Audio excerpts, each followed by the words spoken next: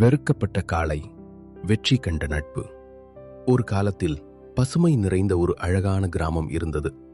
அந்த கிராமத்தில் மக்கள் ஒற்றுமையோடு வாழ்ந்தார்கள். பெரியவரே, உங்களுக்கு தெரியும். வணக்கம் பழனிசாமி. நம்ம கிராமத்துல என்ன பிரச்சனை கால பெரியவரே, உங்களுக்கு தெரியாத ஒன்று இல்லை. இதை என்ன செய்யணுன்றது நம்ம கிராமத்துல பெரியசாமி என்ற கால. அதனாலதான் பெரியவரே உங்களை வர சொல்லி உங்கள்கிட்ட ஒரு ஆலோசனையை பெற்றுக் கொள்வோம்ன்றதுக்காக வர சொல்லி இந்த பெரியவரே. ஆமாம் பழனிசாமி, நானும் அதை பார்த்தேன். வயலுக்குள்ள இறங்கி வேளாண்மையை தின்றதும் பல பிரச்சனையை தான் செஞ்சது இருக்கு இந்த கால. இதுக்கு நம்ம ஊர் மக்களாக சேர்ந்து ஒரு முடிவு பண்ணுவோம். என்ன செய்வோம்ன்றதை ஊர் மக்களாக ஒன்று சேர்ந்து நம்ம ஒரு முடிவுக்கு வருவோம். ஆனால் அந்த கிராமத்தில் வாழ்ந்த ஒரு கருப்பு நிற காளை மட்டும் அனைவராலும் வெறுக்கப்பட்டது. அந்த காளை வலிமை மிகுந்தது. வயலில் வேலை செய்யும் போது யாரையும் விட பின்தங்கியதில்லை. ஆனால் அது சற்று கோபக்காரன். அதனால் கிராம மக்கள் அதை பார்த்தாலே பயந்தார்கள். இந்த மாடு ஆபத்தானது, எப்போ என்ன பண்ணுமோ தெரியாது என்று பேசிக்கொண்டே இருந்தார்கள். ஒரு நாள் ஒரு சிறிய சம்பவம் நடந்தது. குழந்தைகள் விளையாடிக் கொண்டிருந்த போது காளை சத்தம் போட்டு ஓடியது. யாருக்கும் எந்த ஆபத்தும் ஏற்படவில்லை. ஆனாலும் மக்கள் கோபமடைந்தார்கள். இந்த காளை இனி நம் கிராமத்துக்கு வேண்டாம் என்று தீர்மானித்தார்கள். அந்த வார்த்தைகள் காளையின் மனதை உடைத்தன. அன்று இரவு நிலா வெளிச்சத்தில் காளை அமைதியாக கிராமத்தை விட்டு வெளியேறியது.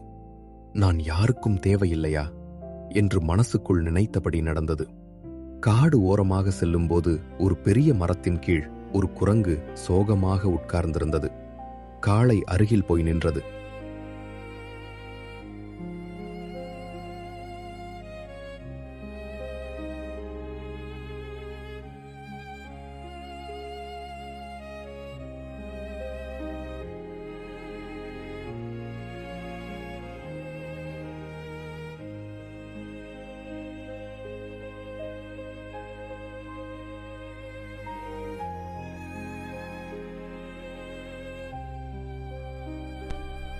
வணக்கம் நண்பரே.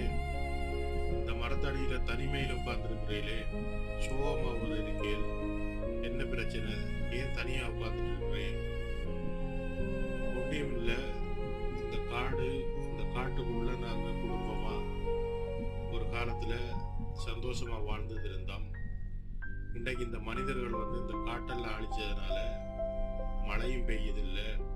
என் சொந்த பந்தமெல்லாம் செத்து போயிட்டு இப்ப நான் மட்டும்தான் மிஞ்சி இருக்கேன். என்ன செய்வேன் இந்த மரத்தடியிலிருந்து யோசிச்சு கொண்டிருக்கேன். ஓ அப்படியா, நானும் என் ஊரை விட்டு வந்துட்டேன். நம்ம 2 பேரும் சேர்ந்து இந்த ஊரை விட்டு வேறொரு கிராமத்துக்கு போய் சந்தோஷமா வாழலாம். என்னோட வாரையா? சரி, நான் வாரது உங்களை நான் என் சித்தப்பாண்டு கூப்பிடலாமா? சரி நண்பரே, அப்படியே கூப்பிட்டு போடலோ. நம்ம ஒருவருக்கு ஒருவர் அன்பு பாசத்தோடு இருந்தால் இந்த உலகத்தில் நம்ம சந்தோஷமா வாழலாம். ஏன் இவ்வளவு சோகமாயிருக்க என்று காளை கேட்டது. குரங்கு மெதுவாக சொன்னது, இந்த காட்டில் மனிதர்கள் வந்ததால் என் குடும்பம் சிதறி போயிட்டது.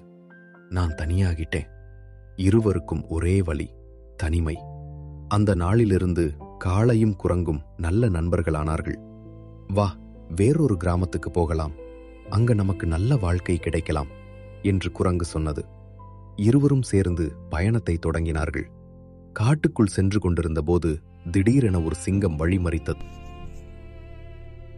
பொழுது விடிஞ்சு நேரம் 11 மணி ஆயிட்டு. ஒரு கோழி குஞ்ச கூட கண்ணுல காணல. இந்த காட்டுக்குள்ள நானும் ராஜாண்டு சுத்தி இருந்துட்டேன். பசி வேற கடுமையா இருக்கு. ஒரு உடும்பு குஞ்சாவது கிடைக்குமான்னு பார்த்தா அதுவும் கிடைக்காது போல இருக்கு. இந்த காட்டுக்குள்ள ராஜா நல்லா இருக்க கூடாதுன்னு எவனோ சூனியம் வச்சுட்டான். அன்றைக்கு அந்த நரிய துரத்தும் போது ஒரு வார்த்தை சொல்லிட்டு போச்சு, இனிமேல் உனக்கு சாப்பாட்டுக்கு ஒரு கோழி குஞ்சு கூட கிடைக்காது, பட்டினியா கிடந்து சாவாண்டு. இந்த சிங்கமுத்து நல்லா இருக்க கூடாதுன்னு எவனோ சூனியம் வச்சுட்டான். சரி பாப்போம். அந்த தூரத்துல ஏதோ வெள்ளையா தெரியுது. 2 எட்டு நடந்து பாப்போம் என்னதான் கிடைக்குது. என்னடா இது சிங்கமுத்துக்கு வந்த சோதனை. அண்ணா ஒரு வெள்ளையா ஒரு மாடு வருது. இன்றைக்கு வாட்ச் தான் இருக்கு. இத பிடிச்சி சாப்பிட்டோம்னா நமக்கு ஒரு வாரத்துக்கு சாப்பாடே தேவையில்லை. வரட்டும், இன்றைக்கு வந்ததுக்கு பிறகுதான் இருக்கு. ஏ மாடு நில்லு, இது என்னுடைய காடு. இங்க நீங்க வரக்கூடாது. நான் இப்ப சரியான பசியோட இருக்கேன். இப்ப நான் உன்னை பிடிச்சி சாப்பிட போறேன் பாரு. இங்க பார் சிங்கம், நாங்க வேறொரு வேலையா வேற கிராமத்துக்கு போறோம். எங்களை தடுக்காத, எங்கட வழிய நீ தடுக்காதே. சித்தப்பு, சிங்கம் பல்லு பெருசா இருக்கு சித்தப்பு. இது கடிச்சா முதுகெலும்பெல்லாம் நுறங்கி போயிடுச்சு சித்தப்பு. வா சித்தப்பு, ஓடிடுவோம். இருடா மகனே, இந்த சிங்கத்தை நம்ம ஒரு வழி பார்க்கணும். பயப்படாம நில்லு என்னோட. இந்த சிங்கத்தை நம்ம விரட்டு, நம்ம 2 பேரும் சேர்ந்து துரத்து, நம்ம அது ஓடிடும். நீ பயப்படாம என்னோட நில்லு. ஏ வெள்ளச்சாமி மாடு, நீ நில்லு. இப்ப நான் உன்னை சாப்பிடணும். என் பெரிய பல்ல பாரு. நான் இந்த பல்லால கடிச்சு உங்க 2 பேரையும் இப்ப சாப்பிடணும். நான் சாப்பிடுறதுக்காக வந்திருக்கேன். நீண்ட நாள் பசியோட இருக்கேன். நீ எங்கேயும் தப்பி ஓட முடியாது. நில்லு, இந்த பாரு, நான் அடிக்க போறேன் உன்னை. மாணிக்கம், பயப்படாம என்னோட நில்லு. இந்த சிங்கத்தை நம்ம 2 பேரும் சேர்ந்தா துரத்தி அடிச்சிடலாம். அடிச்சு போட்டு நம்மளோட பயணம் நீண்ட தூரமா போயிடும். மாணிக்கம், எனக்கு கொஞ்சம் பயமா தான் இருக்கு. காலெல்லாம் கொஞ்சம் நடுக்கிற மாதிரி தான் இருக்கு. சிங்கம் இவ்வளவு தூரம் பாஞ்சு வருது. நம்மளுக்கு கடிச்சா என்ன செய்யும்? மாணிக்கம், எப்ப மாணிக்கம், மாணிக்கம், சித்தப்பு, நான் இங்க இருக்கேன். உங்க கூரான கொம்பால குத்துங்க. என்ற உதவி உங்களுக்கு தேவைப்படாது. இருந்தாலும் நான் மரத்துல இருந்து சிங்கத்தை விரட்டுறேன். நீங்க பயப்படாம உங்க கொம்பால குத்துங்க. கொம்பால குத்துனா சிங்கம் ஓடிடும். பயப்படாத சித்தப்பு, நான் இருக்க. குரங்கு பயந்தது. ஆனால் காளை தைரியமாக முன்னேறியது. குரங்கு மரத்தில் ஏறி சிங்கத்தை குழப்பியது. காளை தன் வலிமையை காட்டியது. இருவரின் ஒற்றுமையை பார்த்த சிங்கம், ஒற்றுமை இருந்தால் வலிமை அதிகம் என்று சொல்லி காட்டை விட்டு விலகியது. நீண்ட பயணத்துக்கு பிறகு அவர்கள் ஒரு பெரிய நகரத்தை அடைந்தார்கள். அந்த நகரத்தை ஆட்சி செய்தது ஒரு நல்ல மனம் கொண்ட அரசன். அரசன் காளையையும் குரங்கையும் கவனித்தான். அவர்களின் கண்களில் இருந்த வலியை உணர்ந்தான். நடந்த அனைத்தையும் கேட்ட பிறகு அரசன் சொன்னான், உயிர்களை வெறுப்பது மிகப்பெரிய தவறு. ஒவ்வொருவருக்கும் ஒரு நல்ல மனம் இருக்கும். அரசன் காளையை அரண்மனை காவலனாக்கினான். குரங்கை குழந்தைகளின் நண்பனாக்கினான். இருவரும் அந்த நகரத்தில் மதிப்புடன் வாழ்ந்தார்கள். ஒரு நாள் காளை சொன்னது, நம்மை வெறுத்த இடம் நம்மை வலிமையாக்கிச்சு.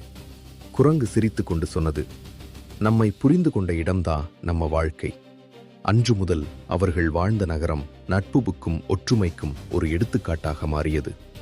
இந்த கதை பிடித்திருந்தால் ஒரு லைக் பண்ணுங்க நண்பர்களே. மீண்டும் சந்திக்கலாம்.